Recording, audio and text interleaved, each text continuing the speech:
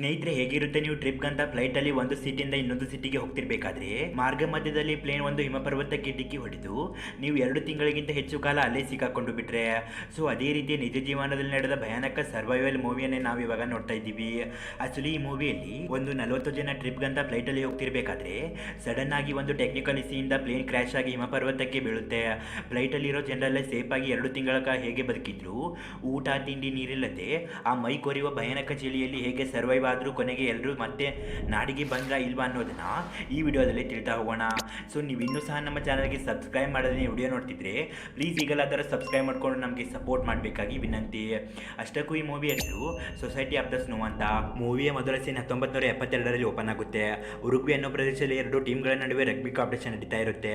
ಈ ಕಡೆ ಬ್ಲೂ ಟೀಮಲ್ಲಿ ರಾಬರ್ಟ್ ಅನ್ನೋ ಹುಡುಗನ ಕೈಯಲ್ಲಿ ಬಾಲ್ ಇರುತ್ತೆ. ಅವರ ಟೀಮ್ಸ್ ಅವರ ಕೈಗೆ ಬಾಲ್ ಕೊಡದೆ ಹುಡುಗ ತಪ್ಪಾಗಿ ಆಟ ಆಡಿದ್ರಿಂದ ಟೀಮ್ ಸೋತು ಹೋಗುತ್ತೆ.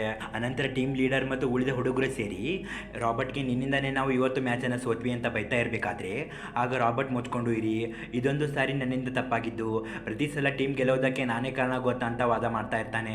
ಇದಾದ ಮೇಲೆ ಎಲ್ಲರೂ ಸ್ವಲ್ಪ ರಿಫ್ರೆಶ್ ಆಗಬೇಕು ಅಂದ್ಕೊಂಡು ಇವರ ಊರಿಂದ ಚಿಲಿ ಅನ್ನೋ ಟೂರಿಸ್ಟ್ ಪ್ಲೇಸ್ಗೆ ಹೋಗಬೇಕು ಅಂದ್ಕೊಂಡು ಫ್ಲೈಟ್ ಟಿಕೆಟ್ ಅನ್ನು ಬುಕ್ ಮಾಡ್ತಾರೆ. ಆದರೆ ನೋಮಾ ಅನ್ನೋ ಹುಡುಗ ಮಾತ್ರ ಇದಕ್ಕೆ ಒಪ್ತಾ ಇರೋದಿಲ್ಲ. ನಾನು LLB ಓದ್ತಾ ಇದ್ದೀನಿ, ಸ್ಟಡಿ ಮಾಡಬೇಕು, ಅದಕ್ಕೆ ಬರೋದಿಲ್ಲ ಅಂತ ಹೇಳ್ತಾ ಇರ್ತಾನೆ. ಆಗ ಆತನ ಇಬ್ಬರು ಕ್ಲೋಸ್ ಫ್ರೆಂಡ್ಸ್ ಇಲ್ಲಿ ಕೇಳು, ಗೌರ್ಮೆಂಟ್ ವಿರುದ್ಧ ಜನ ಯಾವುದೋ ಒಂದು ವಿಷಯಕ್ಕೆ ಸ್ಟ್ರೈಕ್ ಮಾಡ್ತಾ ಇದ್ದಾರೆ, ಸೊ ಎಕ್ಸಾಮ್ಸ್ ಖಂಡಿತ ಪೋಸ್ಟ್ಪೋನ್ ಆಗುತ್ತೆ ಅಂತ ಹೇಳಿ ಹೇಗೋ ಮಾಡಿ ಅವನನ್ನು ಒಪ್ಪಿಸಿ ಟಿಕೆಟ್ಗೆ ಬುಕ್ ಮಾಡಿಸ್ತಾರೆ. ಕೊನೆಗೂ ನವೆಂಬರ್ 20ಕ್ಕೆ ಟೂರ್ಗಾಗಿ ಏರ್ಪೋರ್ಟ್ಗೆ ಬಂದು ತಮ್ಮ ಪ್ರಯಾಣವನ್ನು ಶುರು ಮಾಡ್ತಾರೆ.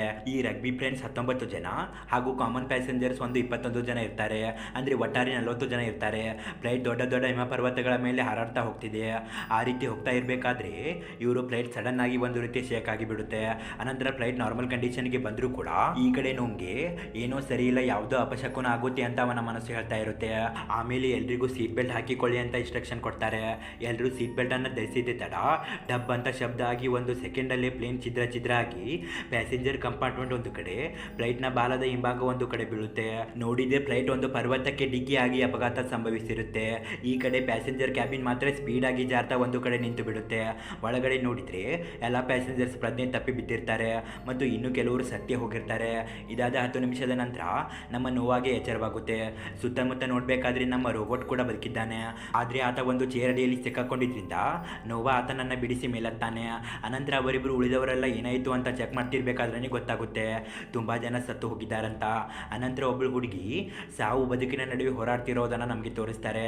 ನೆಕ್ಸ್ಟ್ ಸೀನಲ್ಲಿ ನೋಮ ಮತ್ತು ಬದುಕಿದ್ದ ಎಲ್ಲರೂ ಸೇರಿ ಕ್ಯಾಪ್ಟನ್ ಹತ್ರ ಹೋಗಿ, ಸರ್ ಈಗ ಇನ್ಮುಂದೆ ಏನು ಮಾಡೋದು ಅಂತ ಗಾಬರಿಯಾಗಿ ಜೋರಾಗಿ ಕೇಳ್ತಿರ್ಬೇಕಾದ್ರೆ, ನಿಮ್ಮನ್ನ ದೇವರು ಮಾತ್ರ ಕಾಪಾಡೋದಕ್ಕೆ ಸಾಧ್ಯ, ನನ್ನನ್ನು ಕ್ಷಮಿಸಿ ಅಂತ ಹೇಳಿ ಕ್ಯಾಪ್ಟನ್ ಕೂಡ ಕೊನೆಯವಸರನ್ನ ಹೇಳ್ತಾರೆ.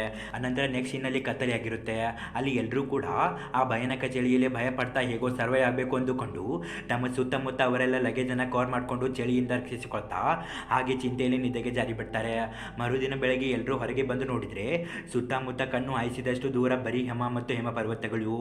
ಇದನ್ನು ನೋಡಿ ಎಲ್ರಿಗೂ ನಾವು ಇಲ್ಲಿಂದ ಎಸ್ಕೇಪ್ ಆಗೋದು ಇಂಪಾಸಿಬಲ್ ಅಂತ ತಮ್ಮ ವಿಶ್ವಾಸ ಕಳೆದುಕೊಳ್ತಿರ್ಬೇಕಾದ್ರೆ ಆಗ ನಮ್ಮ ಎಲ್ಲರನ್ನೂ ಮೋಟಿವೇಶನ್ ಮಾಡ್ತಾ ನಾವು ಇಲ್ಲಿಂದ ಹೊರಗಡೆ ಹೋಗ್ತೀವಿ ಅಂತ ಹೇಳ್ತಾ ಇರ್ತಾರೆ. ಸರಿ, ಸದ್ಯಕ್ಕಾದ್ರೂ ನಾವು ಸರ್ವೇ ಆಗೋಣ ಅಂತ ಎಲ್ಲರೂ ತಾವು ತಂದ ಫುಡ್ ತಿಂದೆ ಅವತ್ತು ಸ್ಟೇ ಆಗ್ತಾರೆ.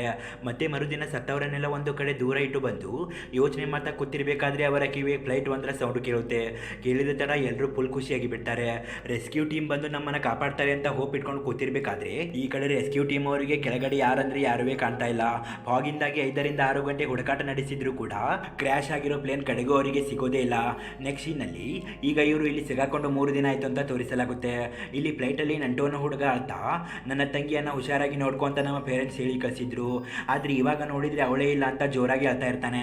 ಆಮೇಲೆ ಮತ್ತೆ ಅದೇ ಫ್ಲೈಟ್ ಸೌಂಡ್ ಎಲ್ಲರೂ ಹೊರಗು ಬಂದು ನೋಡಿದರೆ ಫ್ಲೈಟ್ ಆ ಕಡೆಯಿಂದ ಈ ಕಡೆ ಓಡಾಡ್ತಾ ಸರ್ಚ್ ಮಾಡ್ತಾ ಇರ್ತಾರೆ. ಆಗ ಎಲ್ಲರೂ ಸೇರಿ ನಾವಿಲ್ಲಿದ್ದೀವಿ ಅಂತ ಎಷ್ಟೇ ಚೀರಿ ಹೇಳಿದ್ರು ಕೂಡ ರೆಸ್ಕ್ಯೂ ಟೀಮ್ಗೆ ಮಾತ್ರ ಇವರು ಕಾಣಿಸೋದೇ ಇಲ್ಲ. ಆಗ ಅಲ್ಲಿರೋ ಹುಡುಗ ನಮ್ಮನ್ನು ಅವರು ಕಾಪಾಡೋದಕ್ಕೆ ಸಾಧ್ಯವೇ ಇಲ್ಲ, ನಂಗಂತೂ ಸ್ವಲ್ಪ ಕೂಡ ನಂಬಿಕೆ ಇಲ್ಲ ಅಂತ ಹೇಳ್ತಿರ್ಬೇಕಾದ್ರೆ ಆಗ ಅಲ್ಲಿದ್ದ ಮಾರ್ಷಲ್ ಸುಮ್ಮನೆ ಮುಚ್ಕೊಂಡು ಇರು, ಎಲ್ಲರನ್ನೂ ಡಿಮೋಟಿವೇಟ್ ಮಾಡಬೇಡ ಅಂತ ಗದರಿಸ್ತಾನೆ. ಅನಂತರ ನೋಮಾ ಖಂಡಿತ ಫ್ಲೈಟ್ನ ಬಾಲದ ಭಾಗದಲ್ಲಿ ಬ್ಯಾಟ್ರಿ ಇರುತ್ತೆ, ಅದರ ಸಹಾಯದಿಂದ ರೇಡಿಯೋ ಮುಖಾಂತರ ನಾವು ಯಾರಿಗಾದರೂ ಕಾಂಟ್ಯಾಕ್ಟ್ ಮಾಡ್ಬೋದು ಅಂತ 4 ಜನ ಹುಡುಗರು ಸೇರಿ ಆ ಬಾಲದ ಕ್ಯಾಬಿನನ್ನು ಹುಡುಕ್ತಾ ಹೋಗ್ತಾರೆ.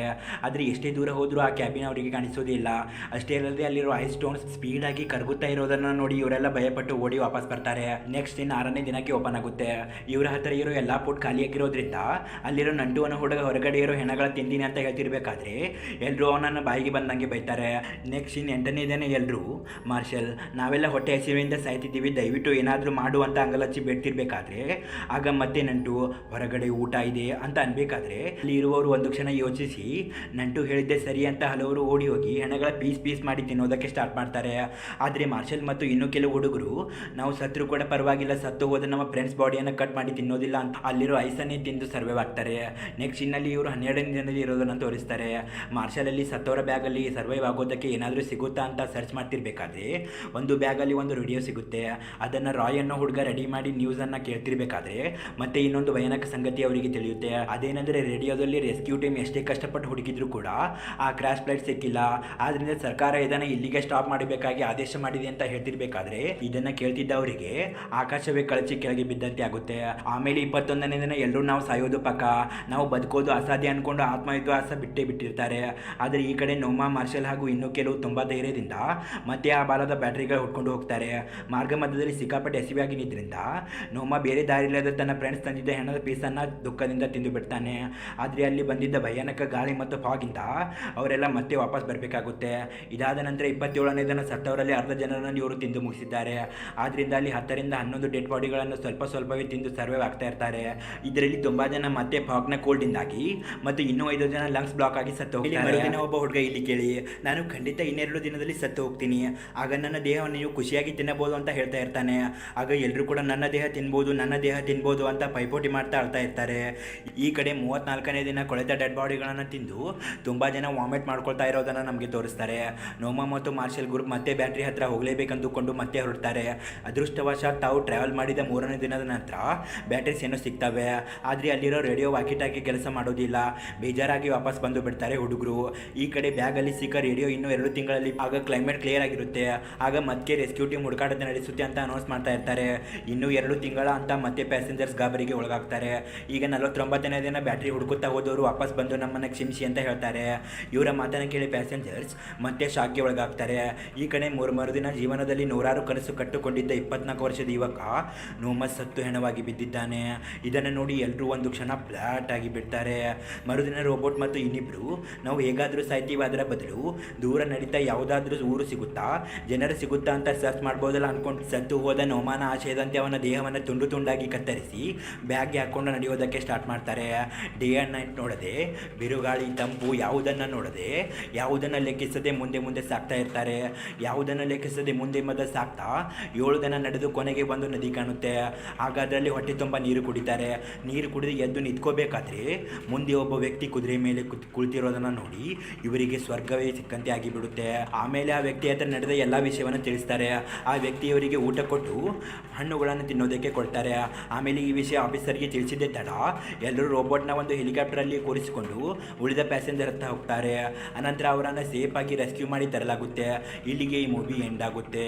ಮೂವಿಯ ಕೊನೆಗೆ ಏರಿಯಲ್ ಫೋಟೋಸ್ ಮತ್ತು ವಿಡಿಯೋಸನ್ನು ತೋರಿಸಿ ಈ ಮೂವಿಯನ್ನು ಮುಗಿಸಲಾಗುತ್ತೆ. ಹೇಗಿತ್ತು ಫ್ರೆಂಡ್ಸ್ ಮೂವಿ? ನಿಮಗೇನಾದರೂ ಇಷ್ಟ ಆಗಿದ್ದರೆ ವಿಡಿಯೋಗೆ ಲೈಕ್ ಕೊಡಿ ಮತ್ತು ನಮ್ಮ ಚಾನಲ್ಗೆ ಸಬ್ಸ್ಕ್ರೈಬ್ ಮಾಡೋದನ್ನು ಮಾತ್ರ ಮರಿಬೇಡಿ. Thank you for watching friends. Have a nice day.